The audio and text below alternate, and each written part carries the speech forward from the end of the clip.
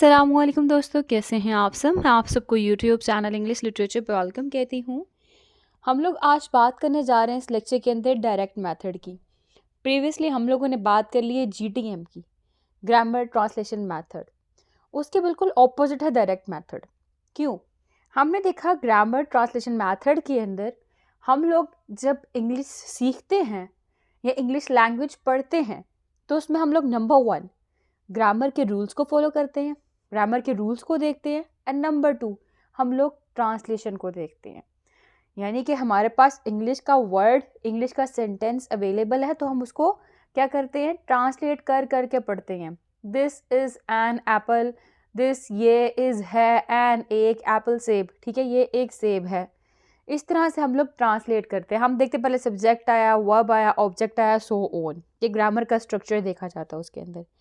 लेकिन on the other hand direct method में क्या होता है, जैसा कि नेम इटसेल्फ इंडिकेट कर रहा है, डायरेक्ट मीन्स डायरेक्टली किस चीज़ को यूज़ करना। और हम किसको यूज़ करेंगे? हमने जो टारगेट लैंग्वेज सीखनी है, हमने जो फॉरेन लैंग्वेज सीखनी है उसको डायरेक्टली यूज़ करेंगे। ठीक है, तो इट मीन्स अगर हमने इंग्लिश लैंग्वेज सीखनी है तो हम इसके अंदर डायरेक्टली इंग्लिश लैंग्वेज का ही यूज़ करेंगे, हम इसके अंदर ट्रांसलेशन का यूज़ नहीं करेंगे। तो जैसे जैसे टाइम गुजरा, डेवलपमेंट आती गई। अब 20th सेंचुरी के अंदर सब कॉन्टिनेंट में भी डेवलपमेंट आई थी और सब कॉन्टिनेंट में लोगों को इंग्लिश सिखाने के लिए डायरेक्ट मेथड यूज़ किया गया था। मतलब हम कह सकते हैं 20th सेंचुरी के बिल्कुल अर्ली टाइम पीरियड में डायरेक्ट मेथड जो था वो इंट्रोड्यूस्ड हुआ था। किस लिए?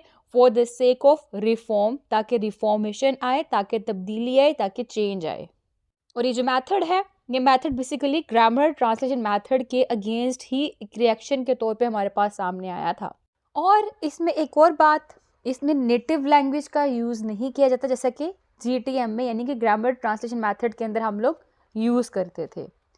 अच्छा, यहाँ पे बारिश हो रही है, तो अगर लेक्चर के अंदर आपको बारिश की आवाज़ आ रही है तो प्लीज़ थोड़ा कोऑपरेट कीजिएगा, क्योंकि मेरी पूरी कोशिश है कि किसी भी किस्म का नॉइज़ जो है ना वो लेक्चर के अंदर आपको मतलब सुनाई ना दे, कोई भी इधर उधर की आवाज़। तो एनी हाउ, दोबारा लेक्चर पे वापस आते हैं। मैं बता रही थी कि ये जिस तरह जीटीएम में ट्रांसलेशन की जाती थी, नेटिव लैंग्वेज यूज़ की जाती थी, तो इसके अंदर नेटिव लैंग्वेज का यूज़ नहीं होता।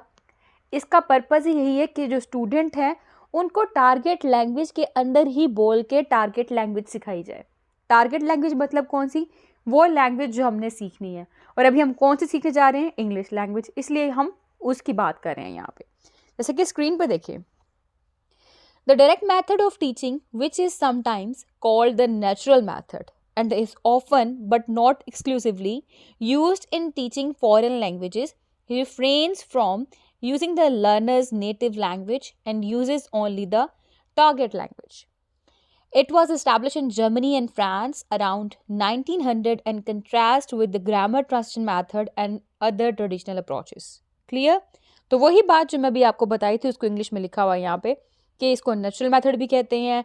ये फॉरेन लैंग्वेज को सीखने के लिए यूज़ किया जाता है, इसमें टारगेट लैंग्वेज ही बोली जाती है, नेटिव लैंग्वेज का यूज़ नहीं किया जाता है, सो ऑन। अब इसके बाद the basic idea of direct method was that second language learning should be more like first language. ठीक है, कि हम जैसे फर्स्ट लैंग्वेज सीखते हैं ना, वैसे ही हम लोगों ने सेकेंड लैंग्वेज को सीखना है। और हम फर्स्ट लैंग्वेज कैसे बोलते हैं? अभी मुझे देखना है, मैं फर्स्ट लैंग्वेज बोल रही हूँ जो कि अभी उर्दू है, मैं बोल रही हूँ। ठीक है, मुझे नहीं पता कि गैस आ रहा है या गैस आ रही है, मतलब मुझे कोई ग्रामर के रूल्स नहीं पता कि दही खट्टा है या दही खट्टी होती है। मतलब मैं बोल देती हूँ दही बहुत खट्टी हो गई हुई है, ठीक है, गैस जो है ना वो अभी आ नहीं रही है। हम इस तरह जुमले बोल देते हैं। हमारी उर्दू के अंदर भी हमारा जो ग्रामर का स्ट्रक्चर है वो ठीक नहीं होता। तो बिल्कुल वो कहता है यहाँ पे कि हमारे इसके अंदर जब हम इंग्लिश सीखते हैं ना, हमें उसमें भी ग्रामर की ज़रूरत नहीं है कि हम ग्रामर के स्ट्रक्चर को फॉलो करें। इसमें कोई भी ट्रांसलेशन की ज़रूरत नहीं पड़ती। जैसे कि स्क्रीन पे देखें, lots of oral interaction, spontaneous use of the language, जैसे हम स्पॉन्टेनियसली उर्दू को यूज़ करेंगे तो वैसे इंग्लिश को भी यूज़ करो। No translation between first and second languages and little और nor analysis of grammar rules, के इतना कोई एनालिसिस नहीं किया जाता ग्रामर रूल्स का। ठीक है, तो इसलिए इसका बेसिक आइडिया क्या है कि जिस तरह हम सेकेंड लैंग्वेज सीखते हैं, फर्स्ट लैंग्वेज सीखते हैं, उस तरह हमारी सेकेंड लैंग्वेज भी हम सीखें। क्लियर? तो अब हम देखते हैं जी करैक्टरिस्टिक्स क्या हैं इसके। इसमें जितने भी क्लासरूम इंस्ट्रक्शंस होते हैं वो सारे के सारे टारगेट लैंग्वेज के अंदर किए जाते हैं। ये इंडक्टिवली इसके अंदर ग्रामर पढ़ाई जाती है। इसमें जो प्रोनाउंसिएशन है उसकी करेक्शन को एम्फेसाइज किया जाता है, ग्रामर की करेक्शन को एम्फेसाइज किया जाता है। ठीक है, मतलब मैंने आपको बताया था कि ग्रामर इतनी ज़रूरी नहीं, लेकिन उसकी करेक्शन को एम्फेसाइज किया जाता है इस मेथड के अंदर। और इसके अंदर जो स्पीकिंग और लिसनिंग स्किल्स है ना, उनको भी फोकस किया जाता है। इसके अंदर जो हमारी एवरीडे वोकैबुलरी होती है, जो सेंटेंसेस होते हैं, वो पढ़ाए जाते हैं। जैसे कि स्क्रीन पे देखें, classroom instructions was conducted in the target language. Grammar was taught inductively. Correct pronunciation and grammar were emphasized. Both speaking and listening comprehension were taught. Everyday vocabulary and sentences were taught. इसके अलावा भी अगर मैं आपको advantages बताऊं तो वो ये है कि English taught in English, English को इंग्लिश में ही पढ़ाया जाता है। इसमें इंग्लिश को सुना जाता है। इसमें नेचुरल वे में सिखाया जाता है, फॉलोज नेचुरल वे को फॉलो करता है। इसमें ओरल वर्क के ऊपर स्ट्रेस किया जाता है। इसमें जो थिंकिंग है हमारी उसको इंग्लिश में किया जाता है, मतलब जो हमने थिंक करना है, जो भी सोचना है उसको इंग्लिश में सोचना है।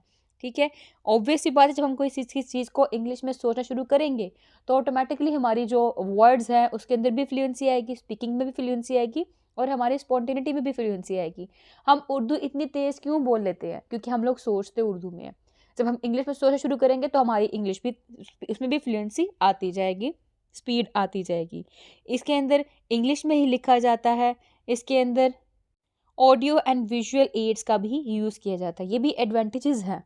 यानी ग्रामर ट्रांसलेशन के अंदर हमने देखा था रीडिंग एंड राइटिंग पे फोकस था, यहाँ पे लिसनिंग एंड स्पीकिंग के ऊपर फोकस है। क्लियर? अब इसके बाद हम बात करते हैं कि अगर कोई क्वेश्चन करे कि हम लोगों को डायरेक्ट मेथड क्यों यूज़ करना चाहिए, तो उसका आंसर हमें क्या होगा? ठीक है, why would I use this method in contrast with the GTM? The direct method is on target. It can be very effective at creating fluent speakers of the target language who can actually use it to get by in day-to-day situations. Teachers may also ask the students questions, have them fill in the blanks in an example sentence, or have them read from a work of literature. All of these techniques emphasize the direct method's core strength, teaching students to be able to speak the target language rather than merely be able to translate it. Screen पे आपने देखा, आपको understanding हो चुकी होगी कि इसमें main चीज़ क्या है। इसमें मेन चीज़ जो है वो आपका टारगेट ही है। आपके टारगेट को लैंग्वेज को सीखना ही है, क्योंकि जब आप सुनोगे और आपकी स्पीकिंग के ऊपर प्रैक्टिस की जाएगी तो ऑटोमेटिकली आपकी स्पीकिंग स्किल्स और लिसनिंग स्किल्स इससे इन्हांस होंगी। क्योंकि आपका फोकस ही फॉरेन लैंग्वेज सीखना है, इंग्लिश लैंग्वेज सीखना है, तो जब इंग्लिश में सोचा जाएगा, उसकी प्रैक्टिसेस करवाई जाएंगी, तो ऑटोमेटिकली आप ज़्यादा अच्छा नॉलेज और ज़्यादा अच्छा फ्लुएंसी लेके आओगे अपने स्पोकन में GTM के मुकाबले में, यानी कि ग्रामर ट्रांसलेशन मैथड के मुकाबले में। अब हमने जब डायरेक्ट मेथड पढ़ा है, अभी थोड़ा सा पढ़ा है हमने जो इसको, इसने देखा कि इसमें मदर टंग का इंटरफेरेंस नहीं था। लेकिन अगर हम लोग GTM की बात करें, GTM वर्सेस DM, ये इम्पॉर्टेंट पॉइंट है, आप लिख लीजिएगा। अगर हम DM की बात करें तो इसमें मदर टंग का इंटरफेरेंस नहीं है। GTM में मदर टंग इन्वॉल्व है कि हम लोग सेकेंड लैंग्वेज को फर्स्ट लैंग्वेज के थ्रू सीखते हैं। अब जो DM है, इसके अंदर जो लैंग्वेज लर्निंग है वो नेचुरल वे को फॉलो करता है, जबकि जो GTM है उसमें हम लोग लैंग्वेज लर्निंग के लिए जो वे फॉलो करते हैं वो लॉजिकल वे है। Clear? DM natural way, GTM logical वे।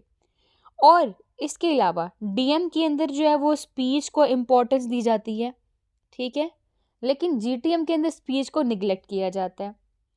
उसके बाद जो हम लोग DM है उसमें लैंग्वेज को यूज़ के ज़रिए सीखते हैं। क्लियर? लेकिन हम लोग जो GTM है उसमें लैंग्वेज को रूल्स के ज़रिए सीखते हैं। ठीक है, DM में क्या है, लैंग्वेज यूज़ के ज़रिए सीखी जाती है, जबकि GTM में लैंग्वेज रूल्स के ज़रिए सीखी जाती है। इसके बाद जो टीचर्स हैं ना, वो सब के सब टीचर्स DM मेथड को इफ़ेक्टिवली यूज़ नहीं कर सकते। क्यों? क्योंकि उनकी कमांड ही नहीं है सेकेंड लैंग्वेज के ऊपर, इसीलिए। तो DM के अंदर एक ड्रॉबैक क्या आ गया कि जितने भी टीचर्स हैं वो इस मेथड को इफ़ेक्टिवली यूज़ नहीं कर सकते। ऑन द अदर हैंड जो GTM है GTM जो है ना उसको यूज़ करने में लीस्ट डिफ़िकल्टी यानी कि बहुत कम डिफ़िकल्टी फेस करना पड़ती है टीचर्स को। जो DM है वो वो अर्ली स्टेज के लिए सूटेबल है, जबकि GTM जो है वो हर स्टेज ऑफ टीचिंग के लिए सूटेबल है। क्लियर? अब मैंने आपको ये डिफरेंस क्यों बताया, क्योंकि समटाइम्स पेपर में ना ऐसा होता है कि समटाइम ना क्वेश्चन किया था DM और GTM में क्या डिफरेंस है, तो आप ये बता सकते हो, उनको आपको डिफरेंस पता होगा। एनी हाउ, अब बात कर लेते हैं कि स्ट्रेंथ क्या है इस DM की। This method is focused on question answer patterns. इसमें ग्रामर को इंडक्टिवली पढ़ाया जाता है। इसके बाद इसके अंदर जो स्पोकन लैंग्वेज के एस्पेक्ट्स हैं, जो प्रोनाउंसिएशन है, जो ग्रामर है, उसको एम्फोसाइज किया जाता है। इसमें जो स्टूडेंट टॉक टाइम है वो ज़्यादा होता है टीचर टॉक टाइम से। ठीक है, यानी स्टूडेंट जो है वो एक्टिव रोल प्ले करते हैं इसके अंदर अपना। स्टूडेंट जो है वो पार्टिसिपेट करते हैं डिस्कशन के अंदर। इसमें जो इंस्ट्रक्शंस हैं वो टारगेट लैंग्वेज के अंदर दी जाती हैं। ये इसकी स्ट्रेंथ्स हैं। अब वीकनेस क्या है? वीकनेस यहाँ पे ये है कि यहाँ पे रीडिंग और राइटिंग स्किल के ऊपर कोई भी फोकस नहीं किया गया, इतनी इंटेंशन नहीं दी गई, यहाँ पे दी ही नहीं गई बल्कि। और अगर लार्ज क्लासेस की बात की जाए, बड़ी क्लासेस की बात की जाए, तो ये मेथड जो है ये कन्वीनियंट नहीं है। और वो लोग जो कि ग्रामर ट्रांसलेशन मेथड के अंदर पढ़ाने में या उसके थ्रू पढ़ने में एक्सपर्टी रखते हैं या उसके आदी हो चुके होते हैं, हैबिचुअल हो चुके होते हैं, उनके लिए डायरेक्ट मेथड जो है ना वो काम नहीं करेगा। अब अपॉर्चुनिटीज़ क्या हैं इसके अंदर? अपॉर्चुनिटीज़ देखें।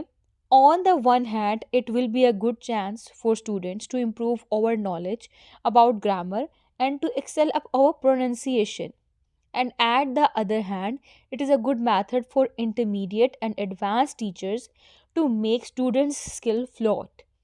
Comparing this method with the grammar translation, this one will open more doors now. ठीक है, उसके बाद थ्रेट्स क्या है?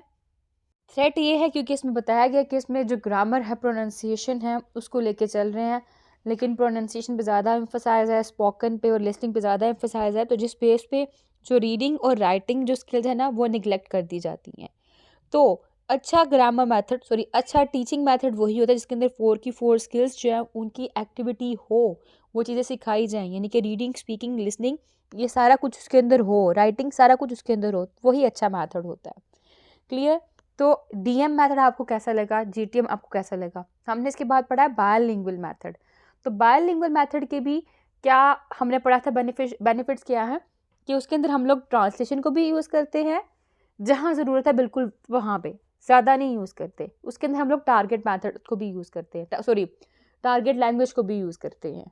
यानी बायलिंगुअल में हमने पढ़ा था कि बायलिंगुअल जो है वो GTM और DM को मिला के बना हुआ मेथड है। उसके अंदर हम दोनों लैंग्वेज को यूज़ करते हैं, नेटिव लैंग्वेज भी और टारगेट लैंग्वेज भी। जहाँ पे जिसकी ज़रूरत पड़ी है वहाँ पे वो लैंग्वेज यूज़ करते हैं, लेकिन स्टूडेंट जो है उसमें वो टारगेट लैंग्वेज को ही यूज़ करता है। अगर आपने वो लैंग्वेज लेक्चर नहीं सुना, मैं रिकमेंड करूँगी वो लेक्चर भी सुन लीजिएगा। लिंक चाहिए हो तो मुझसे कमेंट में पूछ लीजिएगा, मैं आपको प्रोवाइड कर दूँगी।